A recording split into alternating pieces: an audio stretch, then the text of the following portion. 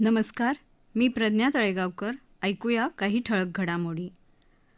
राज्य विधिमंडळाच्या पावसाळी अधिवेशनाची अधिसूचना राज्यपाल रमेश बैस यांनी आज जारी केली. त्यानुसार विधिमंडळाच्या दोन्ही सभागृहांचं अधिवेशन येत्या 27 जून रोजी सुरू होणार आहे.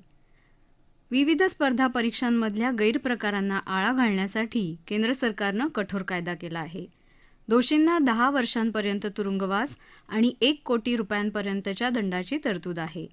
या तरतुदी आजपासून लागू होत असल्याचं राजपत्रात प्रसिद्ध केलेल्या अधिसूचनेत म्हटलं आहे. प्रधानमंत्री नरेंद्र मोदी यांनी बांगलादेशच्या प्रधानमंत्री शेख हसीना यांच्याबरोबर दोन्ही देशांमधल्या व्यापार वाणिज्यविषयक संबंधांवर चर्चा केली.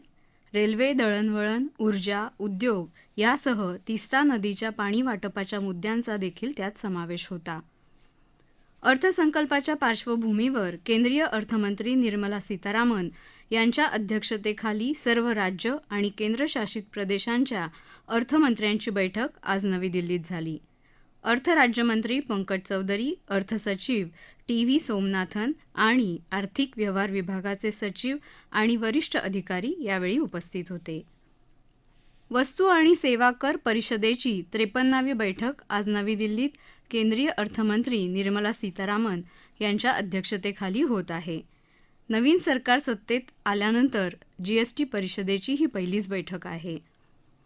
जालना जिल्ह्यातल्या वडीगोद्री इथं गेले 10 दिवस चाललेलं उपोषण आंदोलन स्थगित करण्यात आलं आहे. सरकारच्या शिष्टमंडळाशी झालेल्या चर्चेनंतर आज वार्ताहर परिषदेत आंदोलनकर्ते लक्ष्मण हाके यांनी स्पष्ट केलं की आंदोलन रद्द झालं नसून तात्पुरतं स्थगित झालं आहे. नागपूर गोवा शक्तीपीठ मार्ग बाधित शेतकरी संघर्ष समितीनं आज सांगली जिल्हाधिकारी कार्यालयासमोर आंदोलन केलं. पालकमंत्री डॉ. सुरेश खाडे यांना आंदोलनकर्त्यांनी निवेदन दिलं. खासदार विशाल पाटील, आमदार विश्वजित कदम, आमदार अरुण लाड यावेळी उपस्थित होते. याबरोबरच हे बातमीपत्र संपलं. नमस्कार.